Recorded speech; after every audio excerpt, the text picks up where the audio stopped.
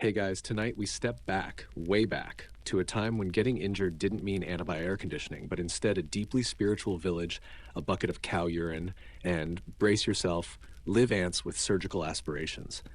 You're deep in ancient India and you've got a gash on your leg the size of a banana leaf. No ER, no morphine, just jungle humidity, buzzing flies, and the faint smell of turmeric and fear. And the local doctor? He's more philosopher than physician, armed with nothing but a copper scalpel, sandalwood paste, and an eerily calm demeanor. You probably won't survive this. So before you get comfortable, take a moment to like the video and subscribe, but only if you genuinely enjoy what I do here. And hey, tell me where you're watching from and what time it is where you are. I love seeing our Sleepy Little History tribe from all over the world. Now, dim the lights, maybe turn on a fan for that soft background hum, and let's ease into tonight's journey together. You trudge through thick underbrush, sweat dripping into your eyes, and blood slowly soaking through a makeshift bandage. Whatever cut you, some sort of jungle branch or maybe a wild boar's love tap, didn't ask politely. Your body aches. Every twig snap echoes like thunder. But then, through the green chaos, you spot smoke, curling upward. A village. Civilization. Or whatever counted as civilization in 600 BCE, India. You stumble into a clearing where the forest seems to give way to orderly chaos. Huts made of thatch and mud dot the space, and chickens dodge your feet as you lurch forward. The locals don't scream at the sight of your bleeding leg. That's a good sign. They look you over like they've seen worse, possibly this morning. Before you know it, you're being helped onto a mat woven from dried grass. The healer, a sinewy man with an elaborate beard and no sense of urgency, inspects your wound with a disturbingly calm nod. He murmurs something about pitta imbalance and nods to a child who runs off with purpose. Apparently, they've already diagnosed you with something deeply Ayurvedic. You don't know what that means yet, but you'll find out. Oh boy, will you. The healer smears something cool and gritty onto your wound. It smells vaguely like curry and desperation. You flinch. He chuckles. Still alive, he says softly. You're not sure if he's joking or assessing. Around you, life carries on with remarkable calmness. A woman stirs a large clay pot filled with what looks like goat milk and chopped herbs. Two men chant rhythmically while crushing turmeric root into powder. There's a guy meticulously brushing a cow's tail. No one seems especially worried about your bleeding leg. Eventually, the child returns with a woven basket. Inside, ants. Big ones. Fat-headed black ants with shiny mandibles. You squint. Maybe they're snacks? Jungle trail mix? The healer takes one out gently, coaxes it onto your leg, and watches as it latches its jaws on either side of your wound. You flinch again. Good grip, he mutters approvingly, then, casually like he's clipping a coupon, snaps off the ant's body, leaving its head clamped tightly on your skin. You stare. He repeats this again and again, until your wound is neatly zipped shut with the severed heads of small, now very dead ants. You're being held together by insect dentistry. Sleep well. This isn't some bizarre sideshow. This is a surgical technique. And you, lucky traveler, are now a specimen of ancient Indian medicine. A walking, breathing, ant-stitched miracle. Or at least you hope so. The rest of the village has moved on. The chanting grows softer, more melodic. A breeze carries the scent of mango blossoms and charred wood. Someone plays a sitar in the distance, the notes lilting like a lullaby. You lie back on the grass mat and realize this jungle hospital is kind of peaceful. In a I might die here, but it's pretty kind of way. Historians still argue whether this ant stitching was a widespread practice or reserved for special cases. Some say it was a local trick passed down in tiny pockets of India. Others think it traveled across the subcontinent with Ayurvedic knowledge. Either way, it worked, sort of. Until, infection set in or a tiger ate you. You try not to think about the infection part. As the healer packs a poultice made of neem leaves and crushed garlic onto your freshly ant-stitched leg, he hums. You ask him, okay, you groan slightly, about what he's doing. He doesn't answer directly. Instead, he pats your head like a puppy and mutters something about cleansing the blood through the wound. You decide not to question the man currently responsible for your limb. A skinny cat strolls by and curls up beside you. Chickens peck near your foot. The forest hums around you. Cicadas, birds, maybe monkeys. You start to drift, and just as your eyes begin to close, the healer leans in and softly says, "You're very lucky. We almost used leeches. Quirky? Yes. Effective? Debatable. But this was the cutting edge of medicine, literally, in a time when your options were very, very limited. Ants were clean, easy to apply, and best of all, disposable, a natural answer to a bloody problem. So, here you are, a stranger in a strange land, held together by nature's tiniest surgeons. It's a bizarre twist of fate that your survival now rests on the jaws of insects and the instincts of a man wearing a robe made of tree bark. As the sun sets and the fireflies rise, the healer returns with something that smells like burnt ginger and citrus. He smiles like it's a treat. You prepare for the next phase of this ancient survival saga, legs stitched, curiosity piqued, and absolutely no idea what's coming next. The night deepens, stars scattering across the sky like ground pepper on a lentil stew. Your leg wrapped in leaves and still clamped together by those stoic ant heads pulses with a dull ache. Not unbearable, more like the throb you get after being lightly mauled by a sentient shrub. You lie there wondering what happens next. A bandage change? A coconut water IV? A holy chant to prevent pus? Instead, you're woken by the rhythmic clang of a bell. Not a church bell, more like someone tapping two spoons together with purpose. You sit up slowly and watch as the healer begins his morning routine, which includes waving incense smoke at a statue and muttering things that sound vaguely like your high school geometry teacher murmuring curse words. The sun has barely crept over the treetops, but there's activity everywhere. It turns out this village doesn't just do casual jungle medicine. It's part of a broader medical tradition called Ayurveda, a Sanskrit word that loosely translates to the science of life, or as you quickly learn, the science of life, death, digestion, celestial mood swings, and using mustard oil for literally everything. You're guided, dragged really by a pair of teenage students to a low hut where the air is heavy with incense and something not unlike burnt banana. This, they say, is the treatment hut. It's also where they store what appears to be 40 different types of bark, and at least one jar labeled simply snake. The healer, whom you now learn is a Vaidya, or Ayurvedic practitioner, begins preparing your cleansing tonic. It contains crushed neem, cow urine, yes, that's not a euphemism, a generous swirl of clarified butter, and a dash of ginger. You ask what it's for. He says, to balance your doshas. Right. Doshas. These are the bodily humors of Ayurvedic medicine, vata, pitta, and kapha. They're not exactly organs or fluids or energies, they're kind of everything. If your vata is too high, you might have anxiety. If your pitta's flaring, you get ulcers. Kapha off balance? Enjoy your head cold and existential dread. Your wound, they say, is the result of excess pitta, too much fire in your system, which might also explain why your dreams lately have involved yelling fruit. The drink is warm, slimy, horrific. You swallow and immediately regret all your past decisions. Still, you keep it down, which earns a smile from the healer. Strong belly, he says approvingly, tapping your stomach like it's a clay pot. Historians still argue whether these early Ayurvedic formulas were rooted in genuine pharmacology or more spiritual ritualism. Some scholars believe ingredients like turmeric, garlic, and neem offered real antimicrobial properties. Others insist that belief and placebo were doing most of the heavy lifting. Then there are the fringe theorists who think some of these herbs were ancient psychedelics and everyone was just really relaxed.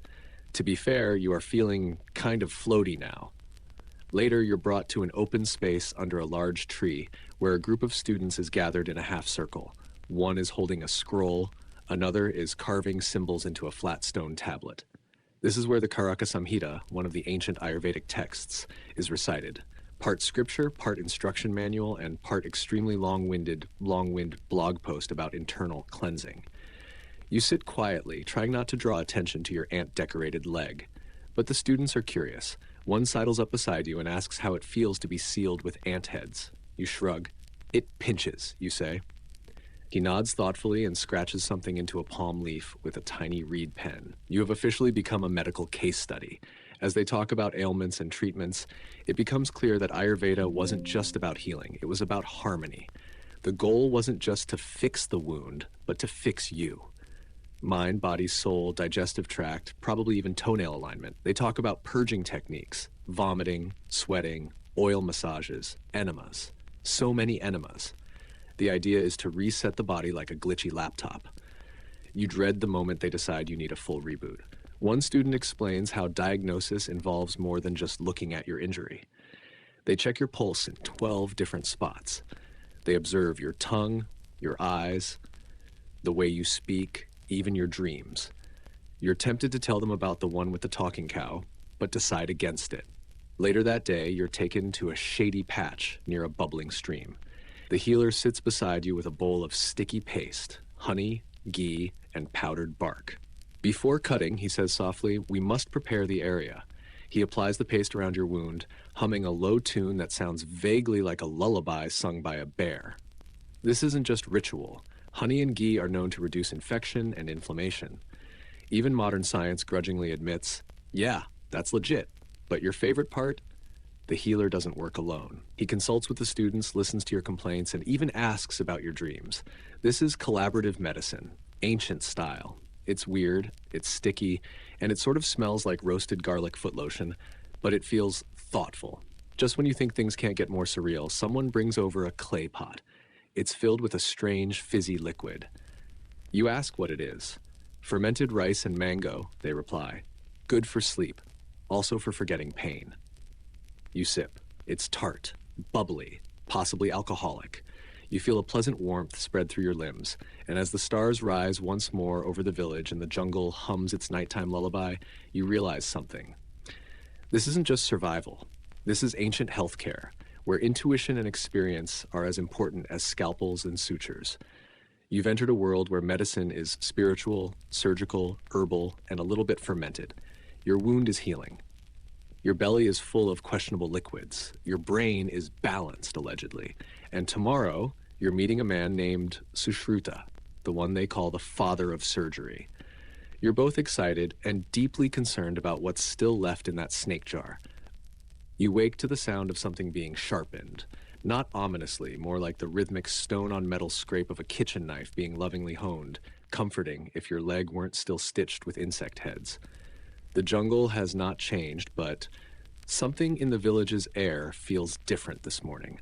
A hush, a reverence. Someone whispers, "He's here." You're ushered toward the central courtyard, past clay idols smudged with turmeric and fresh marigold petals. The air is rich with ghee smoke, sandalwood, and anticipation.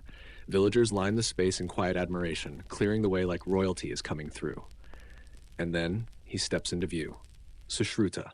The man walks like he knows things you don't, about bodies, about bones, about the quiet way blood moves under the skin. He's tall, lean, draped in ivory cotton that's too clean for someone who slices people open.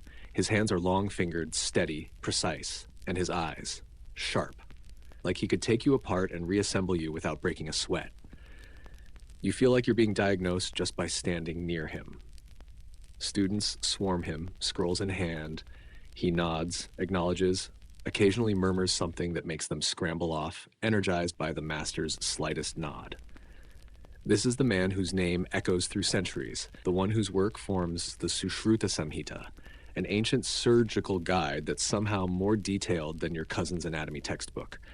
Over 1,100 conditions, 300 procedures, and a surgical tools list that sounds more like a torture kit from a horror film. He turns to you and smiles. That's somehow worse. Without speaking, he gestures for you to follow him.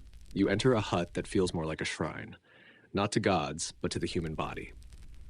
Diagrams on palm leaves show organs, veins, mysterious swirls labeled as winds.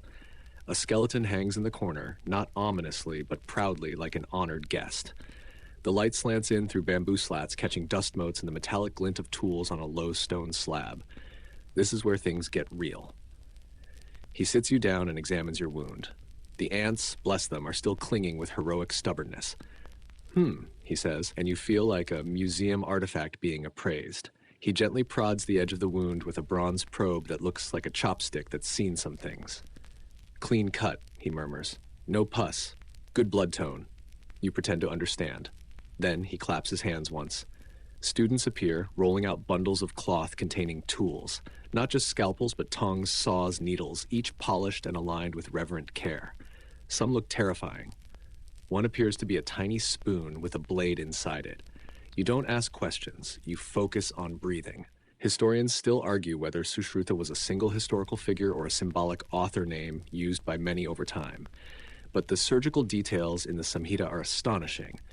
This wasn't vague spiritual fluff. This was field-tested, trial by error, hands in the body, real surgery. The text covers hernia operations, bladder stones, wound management, dislocations, and brace yourself, cataract surgery using a sharp needle to push the cloudy lens to the side, without anesthesia. Sleep tight. Sushruta's brilliance wasn't just in the blade. It was in observation, in method, in patience. He believed a true surgeon needed knowledge, courage, hand stability, and a calm mind. All four. No exceptions. If you were too jittery or too arrogant, you weren't touching his tools. As you sit there, one student begins reciting aloud from the Samhita. The others chant in response, echoing the rhythm of memory. It's not just education, it's ritual. A surgical school disguised as a temple. A medical degree sung into the bones. One fringe scholar once suggested that Sushruta's teaching method was proto-psychological, using chant, rhythm, and repetition to help students retain surgical sequences. Another claimed it just helped them not faint at the sight of blood. Suddenly, Sushruta lifts one of the tools, a hook-shaped probe with a flat paddle end. He gestures toward a nearby banana. A student places the fruit on a slab. With breathtaking grace, he demonstrates a technique, an incision, a flick, a removal of the inner core, all on the banana, but with such precision that your skin breaks out in nervous goosebumps. You must learn on things that bleed less, he says with what might be a smile. Your treatment continues, less bloody than expected. He applies a paste of honey and powdered pearls to the wound, then teaches the students how to dress it, talking as if your leg is an educational diagram. See the coloration? That's pitta soothing. But if it goes gray, prepare the smoke tent. You choose not to ask what the smoke tent is. One student fumbles with a bandage. Sushruta scolds him gently, saying, "A patient is not a basket of grains," which is kind of poetic, until you realize it means don't wrap wounds like leftover rice. He turns to you again. "You're healing well," he says, "but your nose," you blink. "My? What?" He tilts his head. "You have a good nasal bridge. Would be a shame if it were severed." You laugh nervously. He doesn't. Turns out nose severing was a common punishment in ancient India. You insult someone important? Off with the schnoz. Enter Sushruta, the guy who pioneered nasal reconstruction surgery, using a flap of skin from the cheek or forehead twisted like a fleshy origami. You're horrified, but also weirdly impressed. You've never thought this much about noses. Outside, the air is warming. Morning birds call out across the trees. A monkey sits on the roof, watching like it too is trying to earn a surgical degree. You exhale slowly. You're starting to realize that in this world, medicine is not separate from life. It is life, interwoven with ritual, respect, and an unsettling amount of cow products. Sushruta gives you a final nod and returns to his scrolls. Students follow him, clinging to his every word like he's the Beatles and they're holding palm leaves instead of guitars. You're left sitting on the stone bench, wound dressed, leg elevated, head spinning. You're not just a patient now. You're a lesson. A living, limping example of a medical system that, for all its smoke and chanting, somehow worked. And this is only the beginning. The days start to melt together in a haze of herbal steams, gentle chants, and the ever-present smell of turmeric-soaked everything. You're not sure whether it's the medicinal pastes or the fermented mango tonic, but you've begun to feel different. Not necessarily better, just lighter, like someone drained your stress through your feet, or possibly swapped your bones for warm wax. Your wound no longer throbs constantly, and the ants, most of them, anyway, have finally given up their brave post and been ceremonially plucked. In their place, you now sport what can only be described as a deluxe wraparound herbal burrito. Layers of leaves, bark compresses, and what might be mashed fig are pressed into the wound like ancient biodegradable gauze. You spend your mornings watching Sushruta teach. His classroom isn't desks and whiteboards. It's banana stalks, leather sacks filled with air, and, disturbingly, the occasional gourd filled with fluid. These are his practice patients. You watch as students slice open the banana stalks to simulate incisions or probe the leather sacks to learn how to extract fluid from abscesses. It's all a little too realistic for comfort. And then, of course, there are the cadavers. Yes, actual cadavers. Sushruta believed a surgeon must know the body from the inside out, literally. But there was a snag. Hindu religious laws of the time strictly forbade dissection of dead bodies. So Sushruta found a loophole so clever it still raises eyebrows today. He had his students take a corpse, preferably someone who hadn't been dead too long, and wrap it in grass and bark. Then they'd submerge it in a gently flowing river for several days until the soft tissues loosened. Once ready, the students would use brushes, not blades, to gently scrape away layers and study the structure beneath. Historians still argue whether these decomposing river sessions actually happened on a wide scale or whether they were an idealized version of medical training. Some suggest it was only ever done symbolically. Others believe it was more common than we'd like to imagine, just one step in a practical, if slightly gooey, curriculum. You, of course, are not invited to this phase of training. But you hear the whispers. One student returns smelling like a haunted pond and doesn't talk for 2 days. Instead, your education comes from eavesdropping on lessons. One morning, Sushruta is explaining how to make incisions, not where or when, how. He emphasizes that the pressure must be just right. Too light and you don't break the skin, too hard and you damage the vessels underneath. The trick is to be like slicing a lotus stem without bruising the water. You wonder how many people bruised water before they got it right. Another afternoon, the class is taught how to extract foreign objects. Sushruta demonstrates with a piece of wood stabbed into a cow's leg. Don't worry, the cow seems unfazed, possibly drugged, and definitely better treated than you were. He shows how to feel for the object under the skin, make a clean incision, and remove it without tearing additional tissue. Then he cauterizes the wound using a hot iron rod. The cow yawns. And that's when he says it. You learn best, Sushruta intones, on living patients. You gulp. Fortunately, you're not the next guinea pig. That honor goes to a local farmer with a recurring abscess on his back. He lies face down on a mat while students gather nervously. Under Sushruta's direction, they clean the area with warm cow urine, of course, make a small incision with a blade so sharp it looks more like a whisper than a knife, and drain the abscess in a single, clean motion. The smell makes you question your life choices. The farmer groans but stays still. Sushruta praises the student's steady hand and instructs another to apply a paste of sandalwood and crushed rose petals said to cool inflammation and promote healing. The whole procedure takes 10 minutes, and then the farmer is walking away like he just got a spa treatment. You watch, stunned. This isn't primitive guesswork. This is organized, clean, shockingly effective field medicine 2,500 years before sterile was even a word. Later that evening, you sit with one of the more advanced students, a bright-eyed woman named Aditi. She's been studying under Sushruta for years and tells you, he says a surgeon must be a philosopher too. If you don't know the soul, how can you heal the body? You nod thoughtfully, though you're mostly trying not to fall asleep into your lentil stew. Aditi tells you about the 8 surgical branches taught under Sushruta's system: excision, incision, probing, extraction, scarification, suturing, cauterization, and foreign body removal. And if you're lucky, she adds, you'll go your whole life without needing the scarification one. You ask what that involves. She smiles tightly and says, branding. You change the subject. A fringe tidbit from her studies sticks with you. Some surgical tools were named not for their shape, but for the animals they resembled in function. One was called the lion's claw, another the antelope's horn. You realize the ancients weren't just practical. They were poetic about their pain. As your wound scabs over and the swelling fades, Sushruta begins letting you assist with small procedures, mostly handing over tools, holding a torch, or distracting nervous patients with questions like, what's your favorite grain? But still, it feels like progress. One evening, as fireflies blink over the courtyard and a mango falls thunk onto a sleeping goat, you overhear Sushruta telling a student, there is no such thing as minor surgery, only minor preparation. You glance at your leg. Still tender, still scabbed, still suspiciously shiny from all the ghee. And you think, okay, maybe you're not just surviving. Maybe you're learning something, even if it smells like fermented garlic and river ghosts. You wake to the sound of rhythmic chanting, low, melodic syllables that feel less like speech and more like a background spell being cast on the village. The air is thick with incense, and somewhere nearby, someone is pounding roots into a paste like they're mad at the mortar and pestle. Your leg?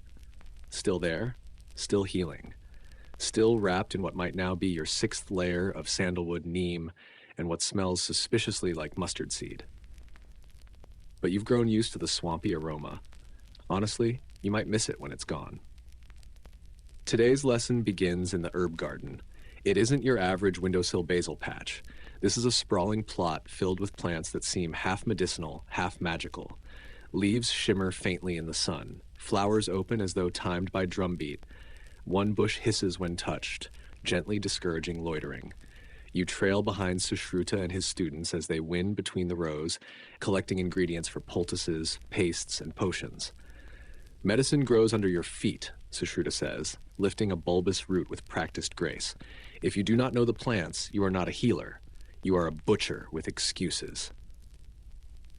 One of the students scribbles this down reverently. You pretend to do the same, using a stick to carve notes into a nearby squash. You learn that Ayurveda, this ancient Indian system of medicine, isn't just about cutting and stitching. It's an entire worldview, a philosophy of balance.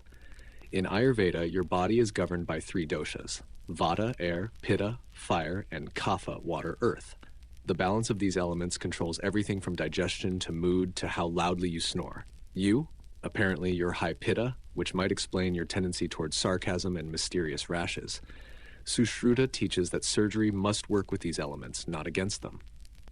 You can't just stitch someone up and call it a day. You have to cool the excess fire, dry the flooding water, calm the howling wind. That's where the herbs come in. Neem bark to cool inflammation, turmeric for cleansing wounds, ashwagandha to restore strength, gotu kola for tissue repair. And let's not forget cow dung, which disturbingly makes yet another cameo, this time mixed with honey as an antiseptic paste. It's pungent, it's questionable, but it works. Historians still argue whether the herbal formulations recorded in ancient Ayurvedic texts were widely standardized, or if individual healers just winged it based on what was blooming that week. Some texts are meticulous, listing dozens of ingredients and exact boiling times. Others are vague enough to sound like they were written after a few too many cups of fermented barley juice. But Sushruta, he's precise, almost obsessively so. He lectures on rasayana, a rejuvenation therapy that involves herbal tonics, meditation, and occasionally locking yourself in a cave for a week while ingesting clarified butter. You figure you've done stranger things on vacation. You're then ushered into a smaller hut where a patient sits coughing gently into a cloth. Sushruta instructs his students to prepare an herbal steam. Water is boiled in a pot with tulsi leaves, eucalyptus, and crushed clove. A cloth tent is draped over the patient's head, and soon they're enveloped in fragrant fog, eyes closed, face relaxed, chest loosening with every breath.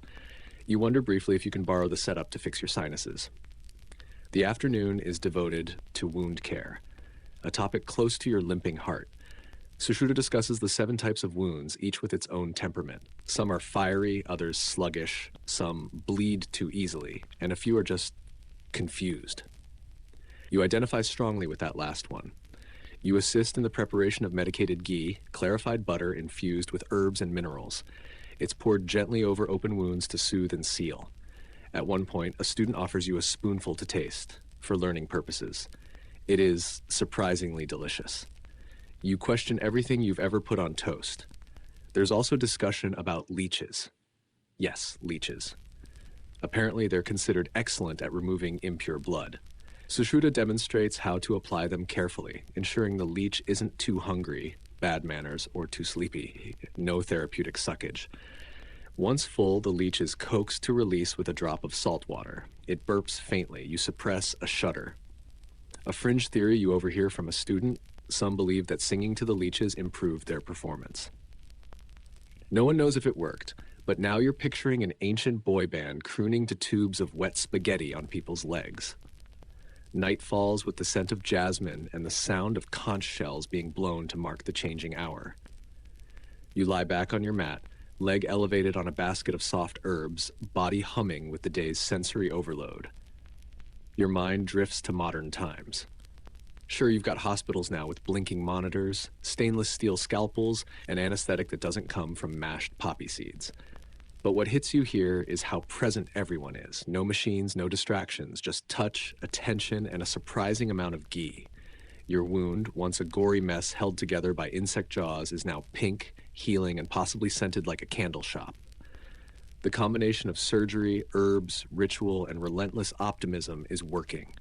You're starting to see why people traveled from distant lands, Persia, Greece, China, to learn from Indian surgeons. This wasn't fringe science. This was leading edge for the ancient world.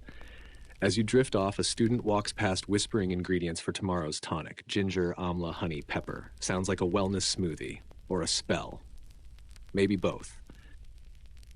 The rooster doesn't crow today. Instead, you're awoken by something far more unsettling: the unmistakable screech of metal grinding against stone. You jolt upright, only to realize it's not the sound of a medieval horror. It's just the sharpening of ancient surgical tools, which is somehow worse. You hobble toward the open-air surgical pavilion.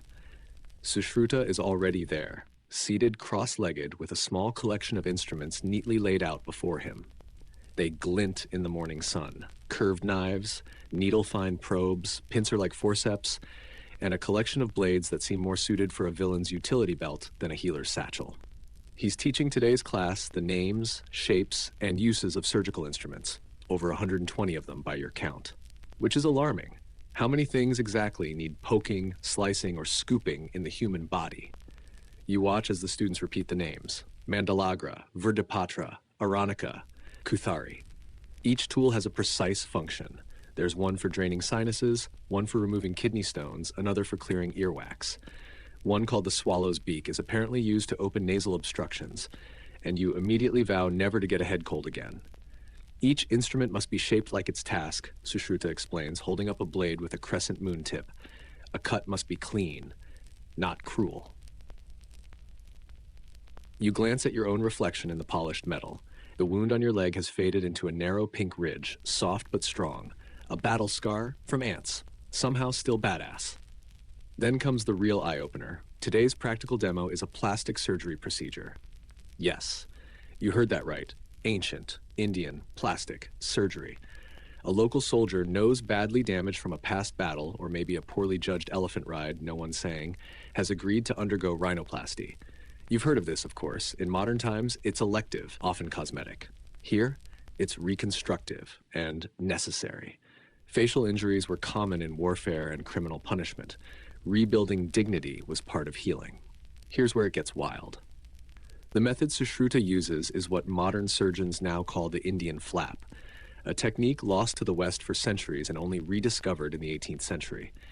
It involves cutting a flap of skin from the patient's cheek or forehead, rotating it downward, and stitching it over the nasal cavity to form a new nose. And yes, the stitching? Ants again. Well, not today, but the technique is still honored.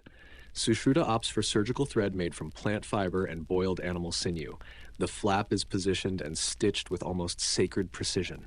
The tension in the air is thick enough to carve. Everyone holds their breath. Even the goats, for once, are silent. The procedure takes over 2 hours. You stand as still as your leg allows, occasionally handing tools or offering water. The soldier, likely dosed with opium and steady breathing, doesn't flinch once. When it's done, the flap sits perfectly like a curtain drawn over the wound. It will fuse over time, creating a functional, if not fashionable, new nose. Sushruta steps back, calm and expressionless. Form follows function, he murmurs. Historians still argue whether Sushruta truly invented rhinoplasty or refined a technique already in use. What's clear is that he documented it thoroughly, and emphasized it not as vanity surgery, but as a restoration of identity. In a society where the face carried deep spiritual and social meaning, a rebuilt nose was a reclaimed life. Afterwards, students crowd around the recovering patient, whispering praise and questions. You catch someone scribbling diagrams on palm leaves like it's the hottest trade secret since boiled rice. Later that day, you're pulled into another impromptu lesson. This one's about foreign object extraction, and the patient is a small boy who swallowed a bronze bead. How? You don't ask. Children are the same in every era. Sushruta uses a long, thin, curved instrument to coax the bead up without gagging the child.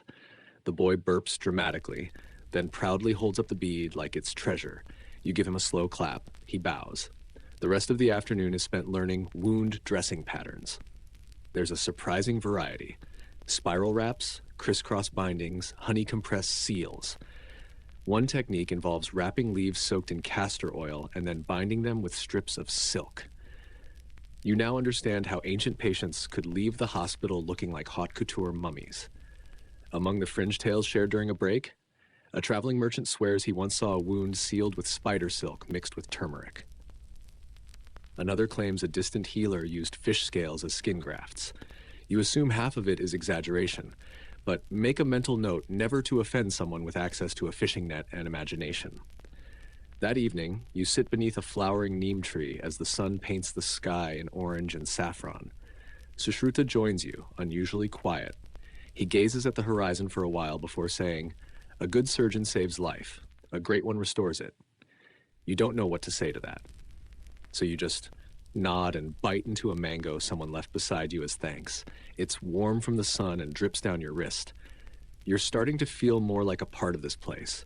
Your wound, once a terrifying mess of blood and ant parts, is nearly healed. You've watched noses rebuilt, beads retrieved, and old warriors regain something beyond flesh, and through it all, not a single X-ray machine in sight.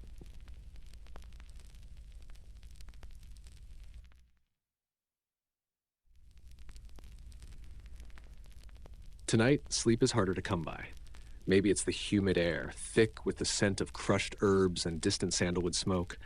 Maybe it's the buzzing energy still hanging in your limbs after watching someone's face quite literally get rewritten. Or maybe, just maybe, it's because you now know what happens when people don't heal properly. Because today is about mistakes. You awaken to the low tone of a conch being blown in short bursts, a signal you haven't heard before. As you stretch your now healed leg, thanks again, ant friends, one of the students rushes by with a panicked look and mutters something about an emergency. You follow the group toward the treatment pavilion, where an older man lies on a woven mat, shivering. His abdomen is swollen, and his skin has the pale, slightly yellow tint that screams internal drama. Sushruta kneels beside him, fingers pressed gently along the man's ribs, murmuring observations. You catch words like vata imbalance, liver heat, and puncture, none of them encouraging. Sushruta stands and turns to his students. "What do we do when the wrong treatment has made things worse?" he asks. No one dares answer. You just slowly back up until you're out of immediate scapegoat range. Here's the thing. Even in a medical system as advanced as this, errors happen. Ayurveda is built on thousands of observations, but human bodies are chaos machines. Sometimes, what works beautifully for one patient sends another into a spiral. Sushruta, to his credit, does not panic. He begins by drawing out the man's treatment history from the family. Turns out a different healer had applied a strong herbal paste to a minor wound, something spicy meant to purge toxins. It worked. Too well. The wound closed too fast, trapping infection inside. Like sealing a jar full of smoke, Sushruta mutters. Historians still argue whether early Indian physicians understood germ theory, or if their concept of impurities and dosha imbalance just happened to align with what bacteria does. Either way, they got the basics right. Infected wounds must breathe, they must drain, and closing them too soon is a one-way ticket to high fever town. You watch as Sushruta carefully reopens the old wound, draining pus with the delicacy of a tea ceremony. He irrigates the area with medicated wine, yes, wine, infused with herbs, antiseptics, and possibly magic. Then he packs the site with a soft herbal poultice and leaves it open to heal gradually. The man, groggy from pain and whatever herbal cocktail he's been given, murmurs thanks. Afterward, the students gather around. It's lesson time. Your job is not just to cut, Sushruta says. It is to listen to the body, to your patient, to your own doubts. There's a reverence in the air now. A sense that these mistakes, painful as they are, become fuel for deeper knowledge. Failure isn't punished here. It's recorded. Scribbled onto palm leaf manuscripts in messy Sanskrit, studied and debated. You wander later into the scriptorium, a hut filled with rows of dried palm leaves, each etched with fine lines of text. Students are copying Sushruta's notes into new volumes. The Sushruta Samhita, you learn, isn't just a one-man show. It's alive, growing with every patient treated, every accident, every unexpected recovery. You spot an entry labeled "Error in bladder incision, outcome grim." Grim, huh? That's one way to summarize a surgery gone sideways. Among the more bizarre entries is a curious side note. Avoid performing nasal surgeries during eclipse. Patient recovered slowly. Is it superstition, a coincidence, a doshic reaction to cosmic imbalance? Historians still argue whether ancient physicians truly believed in astrological interference, or if it was just an elaborate way to say, don't schedule surgery during weird vibes. Back in the courtyard, another patient arrives, a woman with a badly bandaged arm. She says she was treated in a nearby village where a healer used a heated iron rod to burn away the poison from a bite. Spoiler, it didn't work. The wound is infected and charred. Sushruta frowns. Fire is not always purification, he says, and gently begins to clean the area. He applies a cooling paste of sandalwood and lotus root, both known in Ayurveda for reducing pitta, that fiery, angry energy believed to fuel inflammation. He also uses a strange beetle-like device with a hollow needle, possibly a primitive form of syringe, to introduce medicated oil into deeper tissue. You flinch slightly, but the woman barely stirs. Her expression softens as the pain fades. And just when you think the day can't get any stranger, you meet the phantom limb guy. A local farmer lost his foot years ago in a chariot accident. Now he claims to feel it still, itching, burning, twisting in the night. Sushruta doesn't dismiss him. Instead, he listens intently, then prescribes a combination of massages, pressure point therapy, and something called Shirodhara, a treatment where warm oil is poured steadily onto the forehead to calm the nervous system. Fringe? Maybe. But the farmer leaves smiling. You linger after dusk, watching the students clean tools by firelight and review the day's lessons aloud like mantras. Mistakes, they chant, are not shameful. They are teachers. The air cools. You lie back on your mat, the stars blinking into view above. Your body is mending. Your mind is buzzing. Your respect for these ancient healers, once just textbook curiosities, has deepened into something else entirely. You think of Sushruta's quiet declaration earlier. Listen to your doubts. There's wisdom in that. Not flashy, not glamorous, but deep, reliable. The kind of wisdom that can't be rushed, like healing, like sleep. You sleep hard. So hard, in fact, that when you finally open your eyes, you're not entirely sure if you're still dreaming. There's chanting in the distance, a scent of something sweet and earthy in the air, maybe frankincense or jaggery melting over coals, and an unusual calm across the village. But it's not a rest day, it's preparation day. Today, Sushruta and his team aren't just treating patients. They're preparing for a public demonstration, one of the many surgical practice sessions designed to train new apprentices and, occasionally, to impress regional dignitaries who might fund more medicinal supplies or, throw a few sacred cows their way. You limp, habitually now, even though your leg is fine, to the training grounds, where large banana stems and water-filled animal bladders have been artfully arranged like some bizarre fruit and guts sculpture exhibit. It's oddly festive. The students are excited. You hear someone compare it to open mic night for surgeons. Someone else offers you a fried dough twist and insists you sit front row. And then it begins. Sushruta steps forward in full regalia, robes neatly tucked, surgical kit at his side, eyes laser sharp. He holds up a banana stalk, thick and pulpy. To train your hands, he says, you must first conquer what does not bleed. It's a practice cut, a straight incision down the stalk meant to mimic. The next morning, you're woken not by chanting or conch blasts, but by laughter, sharp and chaotic. It's coming from the river. You shuffle toward it, rubbing the sleep from your eyes, only to find a group of students half submerged in the shallows, splashing each other with reckless abandon. One of them hurls a soaked bundle your way. You catch it. It's a damp palm leaf manuscript. Oops, he shrugs. That one was about how to treat foot fungus. You'd laugh too, except that now you're the keeper of the soggy scroll. Welcome to Tuesday in ancient India. Sushruta appears shortly after, unimpressed by the aquatic manuscript massacre. Dry it properly, he says without slowing his pace, and remember, no text, no surgery. Today's focus, he tells the group, is nerve work. Delicate, precise, and terrifyingly complex. Even in this ancient world, physicians are poking around inside people's bodies, trying to figure out why one limb stops moving while the rest remains perfectly fine. You follow the team to a patient hut near the edge of the village. There, a young man lies on a mat, his right arm slack like a coiled rope. Sushruta explains that this is a classic case of what we'd now call nerve palsy. The patient was hit by a falling log 2 weeks ago and hasn't been able to move his fingers since. Sushruta doesn't rush. He traces the path from shoulder to elbow, tapping gently, observing closely. His hand stops where the swelling begins, around the upper arm. He marks the spot with powdered turmeric and draws out his tools. You feel your own nerves tense in sympathy. He uses a thin, curved probe, not for cutting, but for assessing depth and pressure. It's more interrogation than incision. You hear him murmur about marmas, the sacred points in the body where nerves, blood vessels, and life energy meet. One wrong move and a marma injury could cause permanent damage, or worse, death. Historians still argue whether marma points were an early attempt at anatomical mapping or a more spiritual energy system like acupuncture's meridians. Either way, they were respected. Deeply, deeply. Sushruta applies warm sesame oil infused with herbs, massaging it gently into the muscle.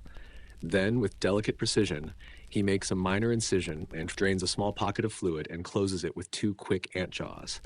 Yes, you're still not over that. A few hours later, the young man flexes his fingers slightly. It's not magic. It's slow, attentive healing and a deep understanding of human wiring without so much as an X-ray machine in sight. Later that day, another patient arrives, this time not with an injury but with something more mysterious. Her legs give out sometimes. No pain, no bruising, just a sudden, jelly-like collapse. Sushruta listens intently, takes her pulse, not just at her wrist, but also at her neck and ankles. It's part of the Tridosha diagnostic system. Vata, movement, Pitta, transformation, and Kapha, structure. Her imbalance, he says, lies in Vata, governing movement in the nervous system. You watch as he prescribes a bizarre but beautiful routine. Oil baths in warm sunlight, chanting rituals to calm the air element in her body, and a tea made from dried gooseberries and long pepper. Fringe? Maybe. But tell that to modern Ayurveda clinics still using these exact treatments today. Later, during lunch, rice, lentils, and a vegetable that suspiciously resembles future okra, you sit with an elder student who once assisted in what he calls brain surgery through the nose. Excuse you? He insists it happened. A man with frequent seizures, treated by inserting a long, hooked instrument into his nasal passage to clear the obstructing wind. Was it a crude attempt at accessing the cranial cavity? Historians still argue whether this was symbolic purging or literal transnasal probing. Either way, it makes your sinuses clench. And then there's the woman who arrives with the most silent condition of all, grief. She has no visible wounds, no fever, no infection, just a heaviness in her chest, a fatigue in her steps. Sushruta listens. That's it. Just listens. Then he prescribes a medicated wine, light, warming, spiced with cloves and fennel, and sends her to bathe in a pool lined with lotus petals. Sometimes, he tells his students, the nerves carry sorrow. We must be gentle. You find yourself jotting this down even though you're not holding a pen, just mentally tucking it away for later. As the sun lowers and the students gather near the fire, today's scrolls are read aloud. They speak of neurological conditions and invisible injuries. One entry describes a soldier who lost speech after witnessing his brother's death in battle. Sushruta's treatment? Sleep, storytelling, and music. You're starting to realize this isn't just about fixing bodies. It's about understanding how deeply life's blows, physical and emotional, can lodge themselves in the nervous system, and how healing isn't always about cutting. Sometimes it's about waiting, listening, letting the body remember itself. That night, lying under the open sky, you feel your own nerves humming softly, like the afterglow of music or wind in distant leaves. Healing, you now understand, isn't just a science. It's an art. And tonight, you're one small brushstroke in a masterpiece thousands of years in the making.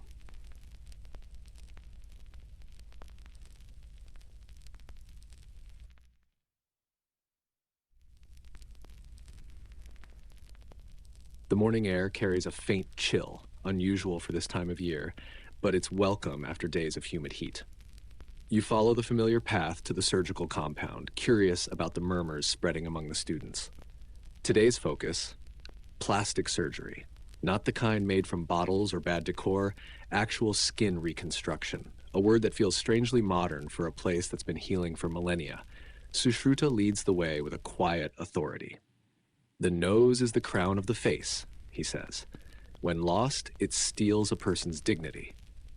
You glance around. There's no judgment here, only a reverence for restoration. You learn that in ancient India, rhinoplasty was pioneered with a method so clever it still inspires modern surgeons, the forehead flap technique. Instead of harvesting skin from some distant part of the body, surgeons would cut a flap of skin from the forehead, carefully keeping it attached at one end for blood flow, then slowly move it down to rebuild the nose. Sounds painful? Absolutely, but it worked. You watch as a senior apprentice prepares the tools, razor-sharp blades, surgical threads made from horsehair, and herbal salves that smell faintly of camphor and mint. The patient, a young man who lost his nose in a scuffle, lies calmly, eyes steady as the team begins. The process is slow and meticulous. The skin flap is lifted carefully, then folded and stitched.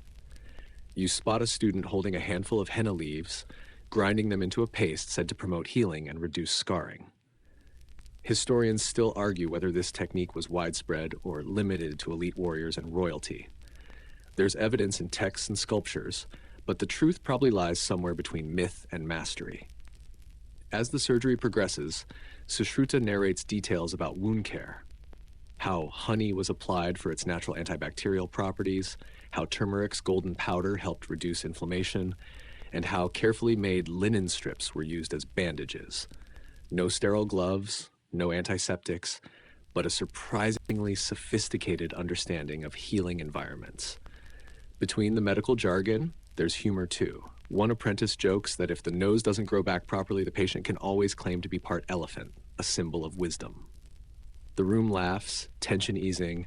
You're struck by how much this isn't just about looks. The nose holds identity, honor, and community standing. It's a reminder that surgery wasn't vanity, it was survival.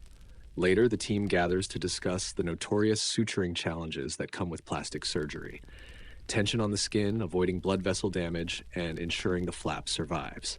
Sushruta shares a story about a surgeon who lost a patient not to infection, but to shock caused by prolonged surgery, a grim reminder of the limits faced long before anesthesia.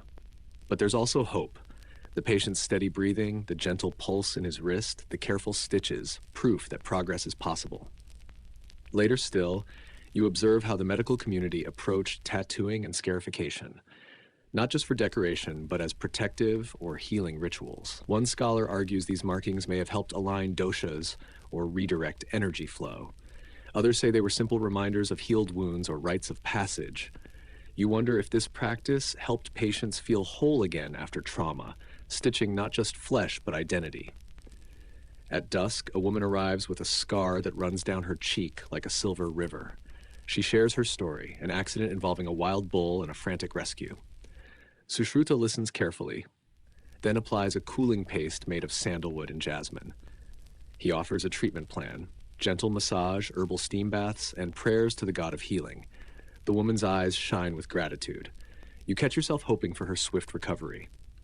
You lie back later, the soft sounds of cicadas filling the night. You trace the outline of your own scarred leg in the darkness and think, the art of healing is never just physical. It's a dance of science, faith, patience, and sometimes a bit of stubborn hope. And tomorrow, there will be more to learn.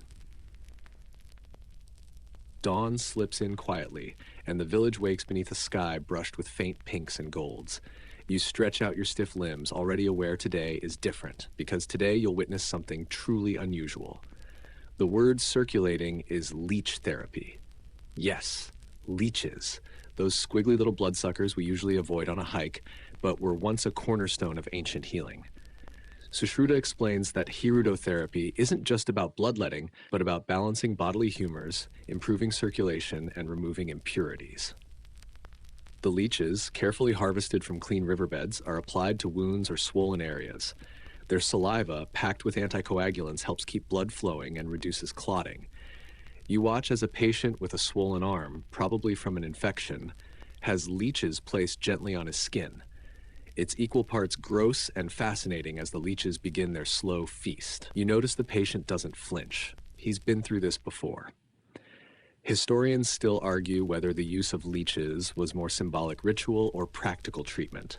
But ancient Indian surgeons were definitely onto something. Leeches were widely used well into the 19th century worldwide, and even today, Modern medicine studies their saliva for wound healing. Nearby, Sushruta recounts a strange tale of a warrior who used scorpion venom mixed with herbs as a painkiller. It's a controversial story, and the students debate whether this was an effective anesthetic or just a scary folk remedy. You try not to imagine scorpion stings while a leech crawls toward your ankle. After the leech therapy session, the apprentices gather to practice cauterization, burning tissue to seal wounds and stop bleeding.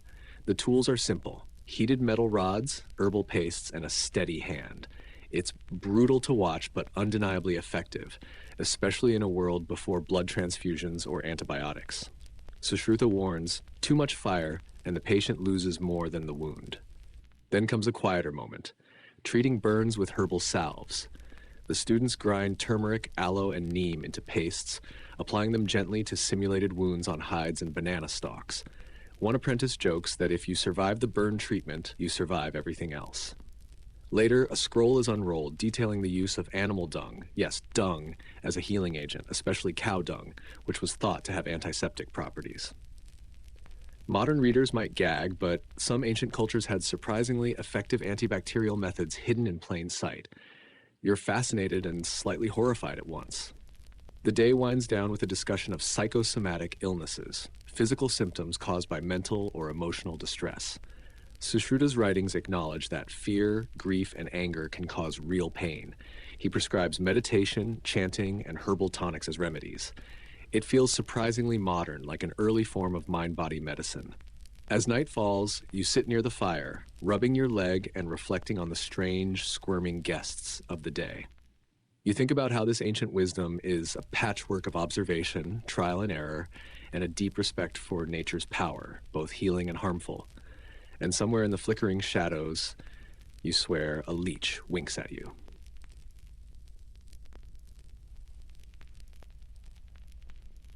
The village wakes to the scent of freshly ground spices and the low hum of morning prayers.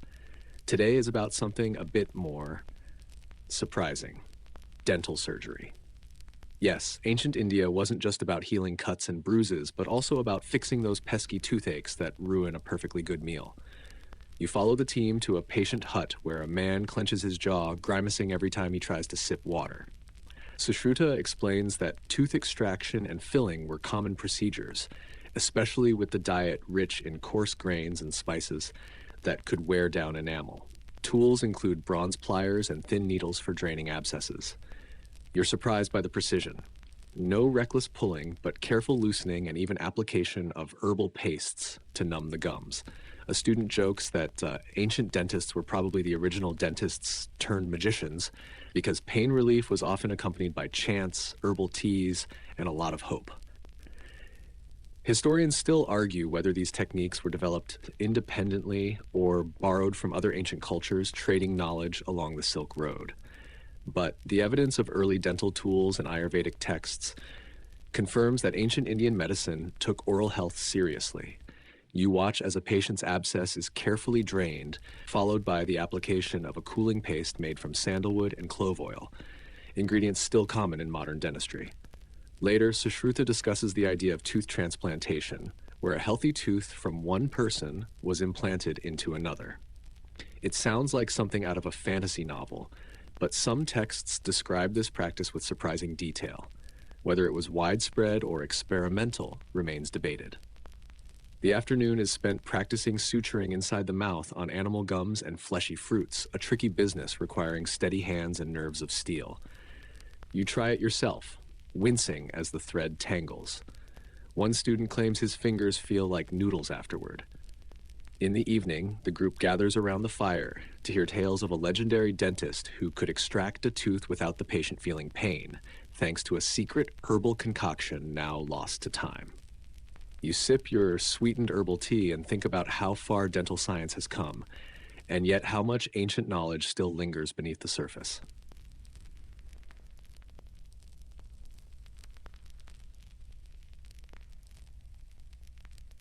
The sun dips low, casting long shadows over the village as you prepare for a change of pace. Today, the focus is on fracture treatment, the ancient art of setting broken bones without the luxury of x-rays or titanium rods. You trudge alongside the apprentices toward a small hut where a farmer, his leg twisted awkwardly, waits. Sushruta gently inspects the injury, nodding thoughtfully. You learn that immobilizing a fracture with splints made from bamboo and cloth was common. What surprises you is the use of gum resins and herbal pastes applied to the skin to reduce swelling and pain, a practice that's echoed in modern topical treatments. The group wraps the leg carefully, binding it tight but not so tight as to cut off circulation. A student jokes, "If this works, I'm never breaking a bone again." You watch as Sushruta narrates the importance of diet during healing. Plenty of milk, ghee, and certain roots to strengthen the body's ability to knit bone back together. Nutrition, he says, is as vital as the splint. You're reminded of the debate among scholars about whether ancient physicians understood bone biology fully or relied more on observation and tradition. Either way, their methods proved surprisingly effective. Later, an apprentice tells you about a curious case where a fracture wasn't just set, but deliberately manipulated to correct deformities, an early form of orthopedic surgery. The risks were high, but the results could be life-changing. As dusk falls, you're invited to a healing ritual featuring music, chanting, and fragrant smoke, aimed at easing pain and promoting recovery. The blending of physical care with spiritual practice feels seamless here. You realize that ancient surgery wasn't just about cutting and sewing, but about treating the whole person, body, mind, and spirit. You lie back under the stars, your thoughts lingering on the resilience of the human body and the ingenuity of those who learned to heal it long before modern technology. The day breaks with a gentle drizzle, the air rich with the scent of wet earth and blossoming jasmine. Today's lesson moves beyond the physical into the world of mental health and sleep disorders, areas surprisingly acknowledged even in ancient India. You gather with the students in a quiet courtyard where Sushruta begins recounting stories from the Charaka Samhita and Sushruta Samhita texts, describing symptoms that resemble what we now call insomnia, anxiety, and even depression. He talks about vata imbalance causing restlessness and pitta disturbances leading to irritability. One apprentice shares a story of a patient whose sleepless nights led to strange visions, a condition that modern scholars still debate. Was it epilepsy, psychosis, or spiritual awakening? The lines blur. You listen as Sushruta prescribes natural remedies, warm milk with nutmeg, calming herbal infusions, and breathing exercises that slow the mind. There's a ritual aspect too, chanting mantras, lighting incense, and meditative visualization. You're struck by how some remedies feel timeless, echoing today's aromatherapy and mindfulness trends. But others, like using crushed pearls to cool the brain, seem like something from a fantasy novel. The students debate how much these treatments were rooted in spiritual beliefs versus empirical observation. Scholars still argue whether mental illness was viewed primarily through a medical or religious lens. Later, a patient arrives, troubled by terrifying nightmares and daytime fatigue. Sushruta listens carefully, diagnosing a disturbed sleep fire, and prescribes a mix of herbal pastes, restful baths, and a daily routine emphasizing regularity, a surprisingly modern idea. You watch the patient's transformation over the week, from anxious and exhausted to calm and rested, and you realize that sleep, even 2 millennia ago, was recognized as fundamental to healing. As night deepens, you feel the soothing effects of the day's lessons settling into your bones. You imagine yourself drifting into a deep healing sleep, guided by the wisdom of those ancient surgeons who understood that sometimes the best cure is rest itself. The evening air is cool and calm, the village settling into a peaceful rhythm that feels both ancient and eternal. Today's focus is on the culmination of everything you've learned, the legacy of ancient Indian surgery and its influence on global medicine.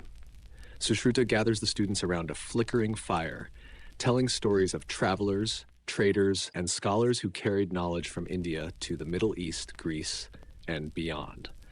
You hear about how surgical texts were translated into Arabic, influencing Islamic medicine, which later found its way to Europe.